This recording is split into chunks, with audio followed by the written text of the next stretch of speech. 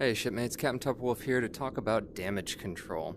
We're going to start at the bow and go all the way through the ship, look at all the items, and talk briefly about how they get used. Then we're going to go pick on some enemies, get ourselves beat up a little bit, and let you see them in action. Okay, first things first, right here at the bow, in your forward torpedo room, you've got your first manual bilge pump. This is the quickest way to get water out of a particular compartment if you've got flooding. Like, if you do this, and if we add a little bit like this, now we've got some water in the compartment. So you can see the handle extends up, which indicates that yes, indeed, there is water in here to be pumped out. And if you think you got all the water out of the compartment, let go of the handle. If it retracts, you are correct. All the water's out. Keep in mind there are bilges below these plates, so just because you can't see any water doesn't mean there's not some down there. Okay. Next up is the first of 3 compressed air leaks you can have throughout the ship. That is your compressed air right there bleeding off. It's slow, so it's difficult to see it on the gauge right here, but it is bleeding compressed air out of your system. And here on the bulkhead, you've got your first of 5 hammers that you can use to fix flooding on the ship. Speaking of which, in this compartment, almost always flooding occurs right up there. Also in this compartment, your wire and pipe damage usually occurs right about here. Alright, moving aft. In the forward crew compartment, here's your manual bilge pump, and you've got your first of 3 acetylene torches. This is what you used to fix those wire and pipe damages that we talked about. Shh. Just put a little flame on it, it'll patch it right up in no time. Pro tip, I generally recommend putting your damage control tools back where you found them, lest you not have them when you need them for a future emergency. Alright, here in the control room you've got 2 hammers, one down on the floor there, one on the wall here, and you've got 1 acetylene torch on the aft side of the trunk here. You often get water flooding right here from that patch, and you can have wire and cable damage on the starboard side there, and on the port side right next to the clock there. Keep that one in mind. It can be hard to see when the chart is down. Here's your second of 3 compressed air leaks right there. Alright, this is also where you operate your electric bilge pump. This is slowly pumping out the bilges of all your compartments all the time. Generally leave it on unless, I don't know, maybe you're super low on electricity or trying to run very, very quiet. It will help in all your compartments, and if you don't have much water in the compartment, ankles or less, you can probably just let it run, but it's not very fast, so the more water you've got, the more important it is for you to take over with a manual bilge pump and get that compartment clear. Alright, moving aft into this crew compartment, you've got your manual bilge pump right there, and yet another hammer right here. In the engine room, you've got your manual bilge pump there, an acetylene torch right behind our engineer there, and your third of 3 compressed air leaks. Keep in mind, you can often have wire and cable damage in some of these dark corners up here. They can be a little bit hard to spot sometimes. And back in the aft torpedo room, you've got your 5th and final hammer there on the forward bulkhead. You also have a unique one back here, which is electrical problems with this console. These wires will be disconnected or broken, and you have to reconnect them red to red, green to green, blue to blue. Your crew will alert you about that. You'll hear them talk about an electrical problem near the motors, and this door will be open. And last but not least, here is your manual bilge pump for the aft torpedo compartment. Okay, let's go pick a fight and see some damage control in action. Hey folks, CAPT TupperWolf here. I have just gone to an enemy port and fired a few rounds into their port, and they are responding in kind. I expect to have some aircraft around in short order, as well as the hits we're taking from the battleship. This is going to give us a chance to talk and see some damage control in action here. So let's see. What's hurt so far? Sounds pretty... Alright, hull lost integrity. That means we've got some flooding here somewhere. Let's go find it. Alright, looks like the torpedo room is taking on some water. Let's grab this hammer here. Get this under control. And as we talked about before,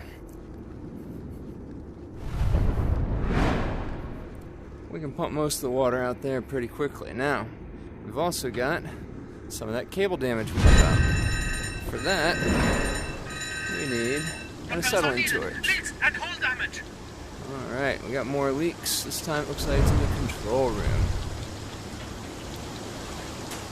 All leaks repaired, sir. Alright, that leak's under control. Here's our pump.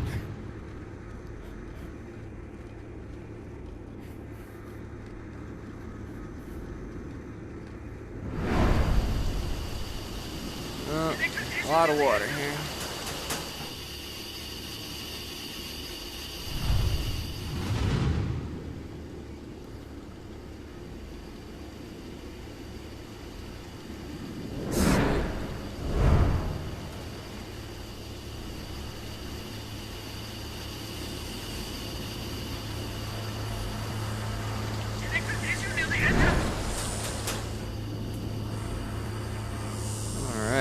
So here's the electrical problem we talked about.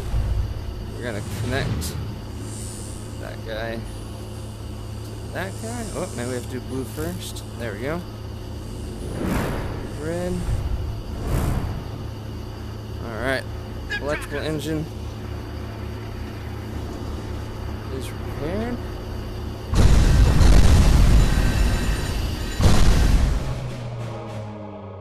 Alright folks, so that's what happens when damage control efforts can't keep up, or when you just get too close to a depth charge.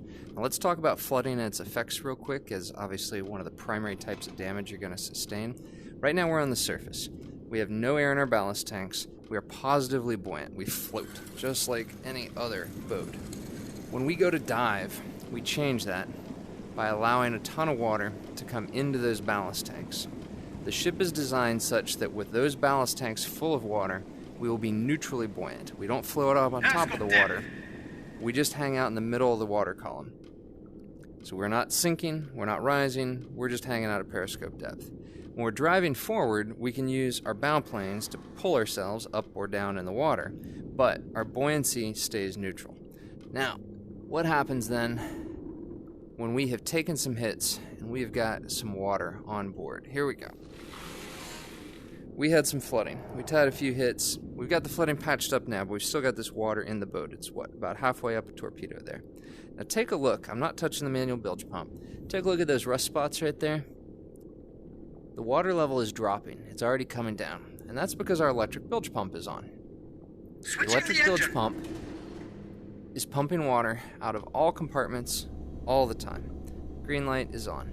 Now, you can see it's pretty effective right now. It's pumping out at 2,750 liters per minute, or over 90% of its effectiveness. That's because we're close to the surface. The water pressure outside isn't that strong, and it's relatively easy for the bilge pump to push water overboard. Keep that in mind. So this is about as fast as that pump is ever going to operate. Now, it's fast, but it's not that fast compared to manual bilge pump. Watch what happens when I help it out. Just a few seconds on the manual bilge pump here, and we probably have the compartment dry. There's a bilge under here, compartment dry. So I went a few extra pumps longer. So there's a bilge under there that sometimes can have a little bit of water that you can't see. Alright, so we're dry. Manual bilge pump was faster. Now, what happened? During that time, while we had all that water on board, remember we were neutrally buoyant before the water? With that water, we were negatively buoyant. In other words, we sank. We went from 7 or 8 meters up to 15 meters.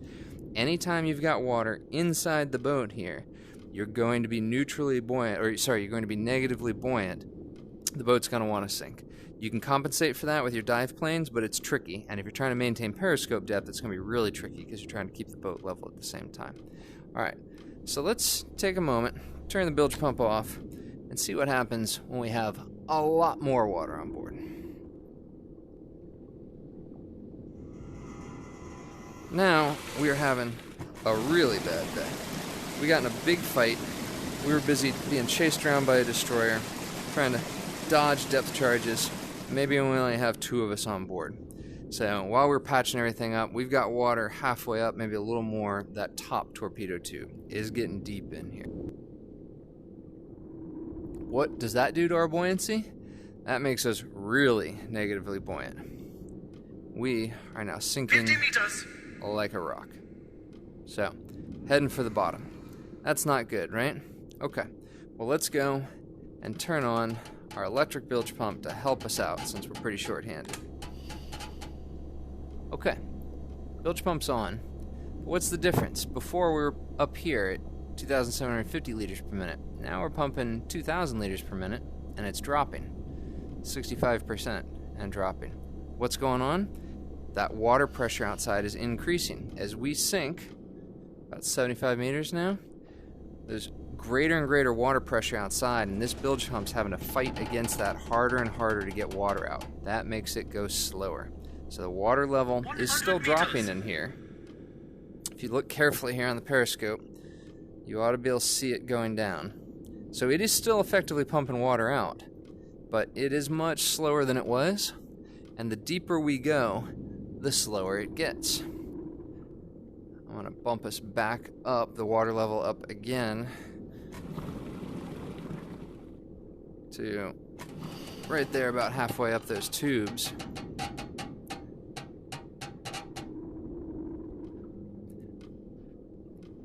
Alright, passing 130 meters, heading for 150. Let's see how our electric bilge pump is doing now.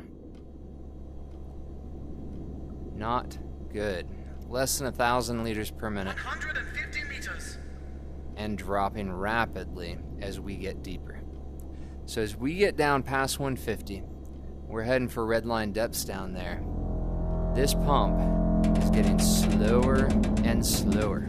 It's about to be below 500 liters per minute. 500 liters per minute, that occurred, right about red line there.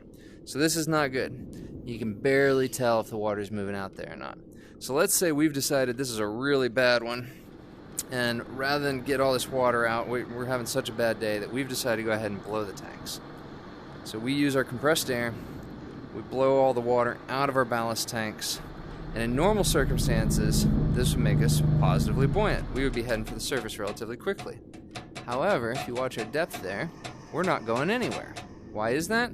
All this water, this is all offsetting the air that we put into the tanks. So now we're just neutrally buoyant again. The water is in here rather than the ballast tanks because we blew that water out with air, but we still can't get ourselves to the surface. We might be able to drive to the surface with forward way on, but we're not positively buoyant. All right, remember that electric bilge pump? It is working. Very slowly, about 300 liters per minute, maybe less. We'll see if we can even watch it move. Man, I'd have to hang out here for a long time. It is not going to make much of a dent. So we've been down here dodging some depth charges or trying to evade some escorts. When we take this kind of damage, you cannot count on that electric bilge pump. All right, so it's time to give it a hand. And like before, you will notice, you can watch here on the control box, how much faster that water is moving out as soon as you get somebody on a manual bilge pump. This makes a tremendous difference. 2 or 3 people on these, you are going to start clearing water much, much faster. Now keep in mind, this is also affected by the water depth outside. This water would be going down much faster if we were on the surface. But even at this depth, or especially at this depth, I can pump water out much, much, much faster than the electric bilge pump can. So as we get the water level down here, you can see it on that sandbag, how far it's dropped. Let's see what happened to our buoyancy. Are we positively buoyant yet? Gotta be getting close, Oh, we are. We are coming up very, very slowly. Let me give it a few more seconds so that you can definitely see the needle rise. Alright, let's take a look now. Alright, we are now positively buoyant. We are heading for the surface. So, the main lessons are your electric bilge pump gets less and less effective when you go down deep, and even at the surface, your manual bilge pump is always faster, regardless of the depth. Manual bilge pump is always faster. So if you are sinking, if you are worried about your depth management at any given point, get somebody on those manual bilge pumps and get the water out of the boat. Alright, hope this helps you survive your next close encounter with a destroyer. Happy hunting out there.